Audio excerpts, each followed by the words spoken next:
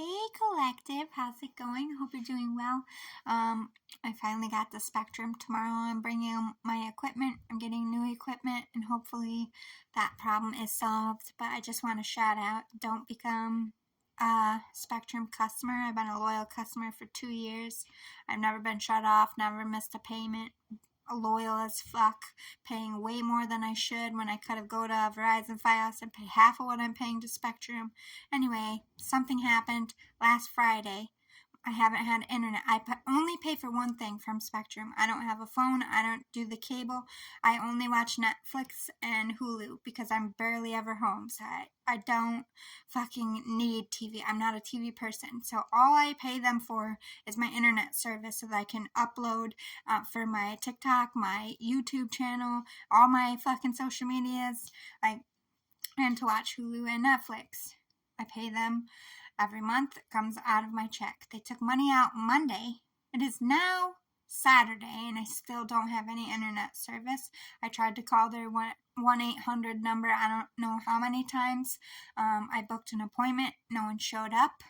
And so I'm bringing my equipment back and I'm going to put my foot up their ass because it's over a week with no service for the one fucking thing I pay them for, and they had the audacity to take money out of my account on Monday without fixing the fucking problem and or giving me new equipment or responding.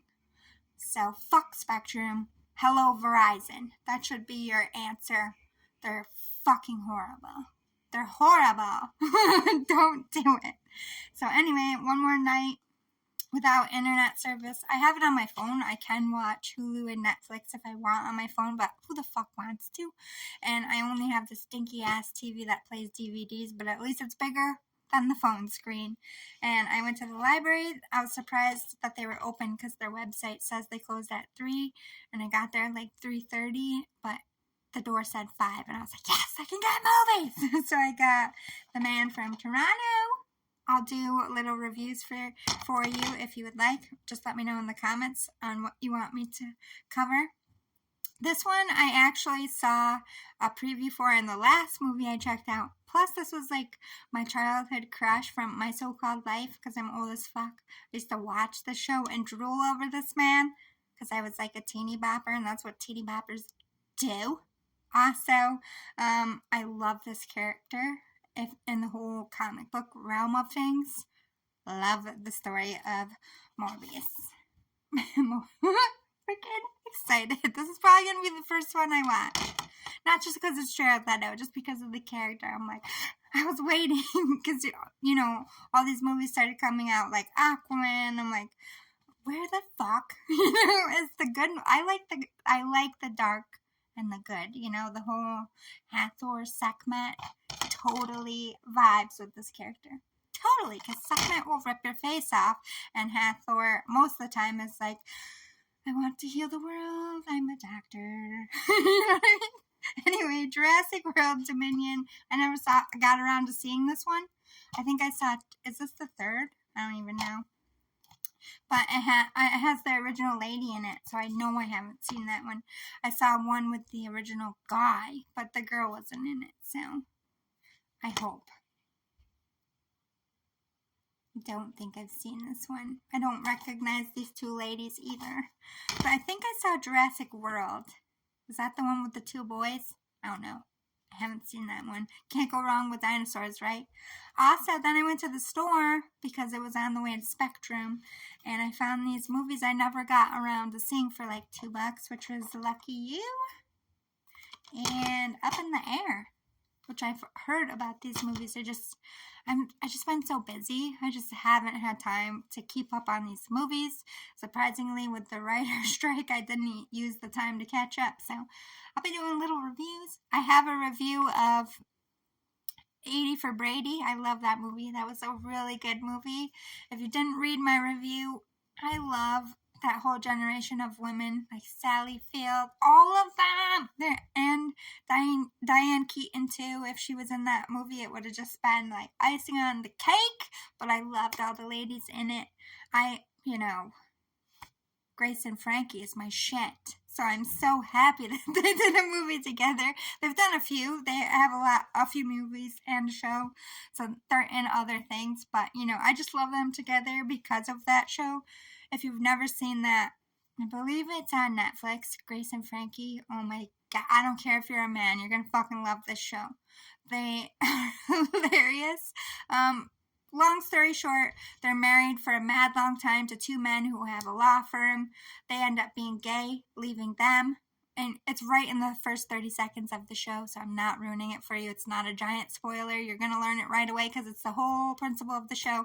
Anyway, so the two lawyer men become lovers, and they aren't friends at all, and they become friends in this hilarious way, and they move into a beach house because, they don't want to live in the houses. They're going through it, processing that their husbands are gay all this time, and in it they find this crazy journey together.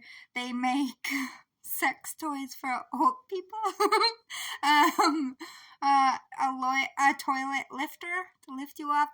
This just, if you like the show Weeds or Orange is the New Black, it's the realism, but it's hilarious, and how the storyline goes. Like, they're going through this traumatic shit, but they find creative ways to reinvent themselves and make re-enter the career world now that they have time and they're divorced. It's a great show. Just fucking watch it. You will laugh hysterically. I was hook, line, and sinker at adult sex toys. I'm like, yes, this is my jam. Anyway, so yeah, I got invited to go to Thanksgiving at my mom's. I thought it was just going to be me and Mom and maybe one or of the other siblings who doesn't have a spouse, but long story short, I have blocked most of my family on social media, and not that we're fighting or beefing with certain people. I just haven't talked to them since the end of the summer. I was in a very bad place with my mental health, and right, wrong, or indifferent, I just feel like they kicked me when I was down and made it harder for me, and I've been accepting of that my whole life, and I'm not doing it anymore. I don't care if we're related. It does not mean that I have to be a part of your life. I'm just going because my mom, my dad, my stepmom, and my sister Danielle, they all supported me in some way through this journey of everything that I've gone through in the last 2 years. Before that, I was on my own, and I have a lot of issues with that. And as you go through therapy within yourself, that anger needs to be addressed, and I feel like my PTSD caused a lot of that to come out in a moment that probably shouldn't have. But anybody who's a woman should understand mental health when you, one, go through what I have, and they just don't understand. They're never gonna understand my perspective. They kind of look at me as like being a victim because I spoke out on a certain day. Like, they feel I made their event about them, and I can see how they feel that way, but that was my first fight with that sibling as well. We've always gotten along, and they said some really low down judgmental shit that they know nothing about. They know nothing about my pain, what I went through, because I didn't tell them. I didn't let anybody in, so they just have their own assumptions, and they shove their own opinions down my throat, and I just can't tolerate that anymore. So I'm scared of going, but at the end of the day, my sanity, my peace, and my healing, I've come so far. I'm so happy. I'm in a good place, and I'm not going backwards. So I'll just get up and walk out if I have to, but I don't think it'll go that way. I'm hoping for good stuff, but I'm sweating a little. I don't know. It's not a happy holiday for me, but that's true for a lot of us out there. I'm not sugarcoating it anymore. Like, I had a mental health breakdown, but I lost my daughter. And if you can't fucking understand that, then I can't have you in my life. Point blank, period. I'm not going to apologize for grieving. Anyway, I love you all. I'll see you all again soon in a reading. Toodaloo, boo-boos.